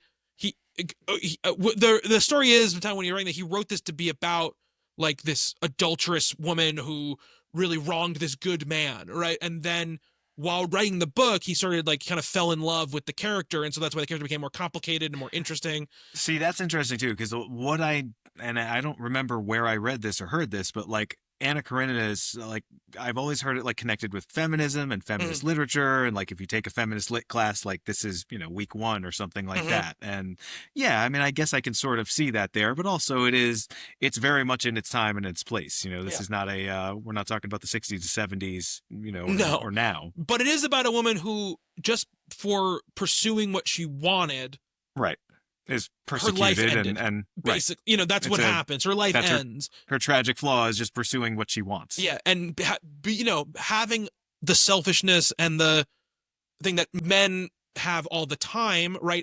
All these men have it, right? You look at Steva, right? Yeah, he's way worse, but he gets to be royalty and sleep with as many women as he wants, and just keep coming back to, as long as he doesn't divorce his wife or get divorced from, everything's fine, right? And yeah, actually, he gets a pretty happy ending in this too. We never really see him again, so he's probably just going to keep doing what he's doing. Yeah, he's going to be a rich guy until he dies, And I think, I think there is whether Tolstoy is intentionally drawing those parallels or not, or it just so happens that because of he's actually writing a character who is female, who's driving towards something that she wants and is being punished for it, right? And just happens to be other male characters just acting like male characters the day around her, you can draw those parallels. But and they have some of the same desires, right? They're brother and sister. Yeah, so they are. They're alike in some sense. He's like, there's also family like, interesting parallels, right? Like yeah. both Vronsky and Karenin, their first name is Alexei. Yes. Yep. That's right. That's absolutely right. Which makes things hard to follow, but also adds like other dimensions to the story. That's pretty much why they only call him Vronsky, and they never call him Alexei for the most part. A couple of times, yes. Yeah, and it's very, because you keep forgetting that there is someone anyway. Yes, it's a complicated story. Complicated story, lots of names. I mean, Tolstoy was very big on doing stories about class and everything like that. So this is obviously not a far stretch, for that sort of literature, but. Yeah, it does feel like a piece with Pride and Prejudice in some ways, right? Even though that is a much more hopeful, sort of nicely romantic story and not a deeply tragic romantic story. It's like we see Keira Knightley kind of grow up over the course of these Joe Wright movies. Yes. And, where she ends up here as compared to the first one is kind of a sad place. Yes. But I will say it's nice because when we talk about atonement, she got so stuck for a while just playing like sad, pretty girl, that. And even in Atonement, she ends up being that by the end of the movie, right? And it's like, in this at least, she has a real force and fierceness behind her in her performance and in the character. Much like Pride and Prejudice, but just totally different. There's lightheartedness in this movie, too, which I think, makes the tragedy work that much more. But like the first half of this, she is witty and fun. Yes, and, absolutely. Romantic and sexy. And like, you do get that. It's not all, a downer. Well, and you can like see why Vronsky would fall for her, right? That set up very much so. Yeah, she's more charming than all these like pretty girls. That's his thing. Yes, the young, pretty rich women. But she's that plus whatever else. She's got charisma and she seems smarter than I think she's the smartest character in this movie. Yeah, and McFadden says like he has nothing better to do than like drink and sleep with beautiful women or whatever he says about Vronsky in that scene.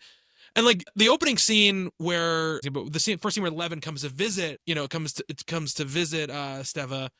Is great. Like when they're in like this kind of like counting house or whatever, they're walking around. And I was listening and I was like, are they about to go into like a musical number right now? Because that's really what it felt like.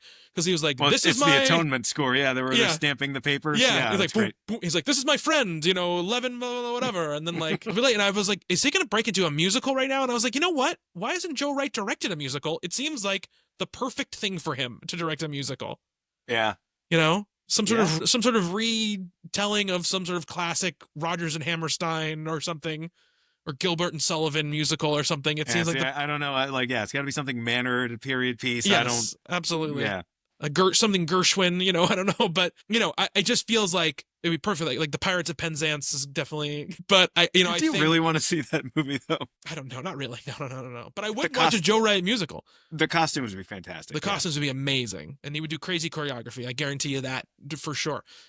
yeah, this was a big win for me. Yeah. I think. I would say, how many movies have we covered on the show this far? Like, this is top 3 for me, at least. How many have we covered? Is this our fifth, Joe Wright? Right. So we did So- Pride and Prejudice, Atonement. It's fifth because it's Pride and Prejudice, Atonement, Soloist. Hannah, yeah. Hannah, I blocked now out a this- lot of the soloists. So yeah. There's 5 Afflecks, right? So that's 5 10. Afflecks, 5 Kusama, and 5 Kaczynski. So 20 movies? 20 movies. Wow. We've been at this for kind of a while. Yeah. Go us. 20 movies. Yeah, I will say out of those 20 movies, this is definitely one of the best. Just in general, like, and not only in terms of how good it is, but also how much I enjoyed it, which Yeah. I went into it kind of very low expectations and really liked it a lot. Yep. Definitely in competition for me for his best. I mean, I adored Pride and Prejudice, so Yeah. Pride and Prejudice it's pretty much, I think, close to Pride and Prejudice for me. They're probably on the level for me as I think his 2 best. So yeah, I'm just now I'm worried because I know next week we're talking about Pan. We've got Pan, we've got Cyrano, and what else? We got Darkest Hour, which Darkest Hour I'm Darkest kind Hour, of looking yeah. forward to. Me too. Because I have a feeling that it won't be boring, considering what we've seen him do with these other movies. I have a feeling like, even though it again seems like it's a standard biopic sort of thing, Yeah, that it's every Oscar time bait. he's had something like that, he really has sort of done something different. We've got Pan, That Gary helps a Oldman's lot. great. Pan, The Darkest Hour, The Woman in the Window, and Cyrano. Forgetting about that one too. I know, I keep Yeah, this is the forgetting longest about it, too. filmography we've covered thus far. It's true. And he's got a new movie in development. He directed an episode of Black Mirror? Nosedive, season 3. I don't remember what that one is. I never remember the episode titles, but yeah, up through about season 4, that show is pretty solid all the way through. Yeah, totally. Nosedive, Black Mirror. Wow. It's the one with Not the Bryce Dallas Howard. Bryce one. Dallas Howard one. Yeah, the social media one. Oh, that's like the most famous episode of that show. I didn't know he made that. That's not the most famous episode of that show. Well, that one and the San Junipero is probably the most San famous Junipero is episode of that fantastic. show. But No, that's just the best episode of that show. you think that? Okay. We'll talk about that. Are you talking San Junipero or Nosedive is the best episode? San Junipero. Oh, that's really good. But like, we don't have to go to a whole Black Mirror discussion. I think that that episode is For another show. fantastic and wonderful. But I like the darker stuff a little bit more. I do too. That's why that one kind of caught me off guard. Yeah, I liked of it so much, course. but yeah. But Nosedive is, like, if you wanted someone to watch that show and like, here's Yeah. the thing that's kind of like what's happening now, I think that's a good jumping in point. Yeah, the dark version of the Meow Meow Beans community episode. I think my favorite episode of Black Mirror is White Christmas. White Christmas is great. Yeah. That one, oh my god, such a depressing ending. That's such a depressing. And that has Rafe Spall. It has another son of a famous UK character actor. Yeah. Somebody who'll be in a Joe Wright movie at some point. Oh, I can't believe he hasn't been in one. Yeah. You haven't seen any Spalls yet, right? No Spalls yet. No Spalls yet. Maybe. Maybe one Maybe day. later. Yeah. Oh, by the way, I'll say this: they dropped when we're recording this, just a couple days ago, they dropped the full F1 trailer. Yeah, that'll be our first like live seeing this in a theater Yeah. discussion on the show. I haven't seen it yet, and I kind of don't want to. Like, I'm going to see the movie either way, so Don't watch it then, man. yeah. Look, it was the trailer. It It was the first show that, even though I'm going to see it, obviously, but it was the first show that I was like, the first thing I saw about it, I was like, okay, now I'm like kind of excited about it. It looked really cool. So I'm definitely down for it. But for all I know, I don't know what the schedule is right now. It's got to be pretty close to coming out by the time this episode comes out. may have already come out. Might be the biggest thing in the world. Might have No. It flopped definitely hard. hasn't come out yet because we're only like 3 or 4 episodes ahead now, so I think, or 4 or 5 episodes Okay. ahead now. So we're not as far as we were ahead before, where I was like, well, it's September and this episode's dropping in January. We're not there anymore. But yeah, so we will talk about Pan next week. Please subscribe to the podcast, rate and review it on your podcast platform of choice. IntrepidFilmographers.com will take you right to the Substack, where you can subscribe to the podcast either on Substack or anywhere else. You can also check out video versions of the show there or on our YouTube channel. Please leave a review. It really, really helps. And yeah, we're going to finish up to write in a couple of weeks, and then we'll move on to Peter Jackson as our big director of the year. But until next time, thank you, Nick. Thank you, Bobby. Thank you to everybody who's listening. Be good to one another. Later.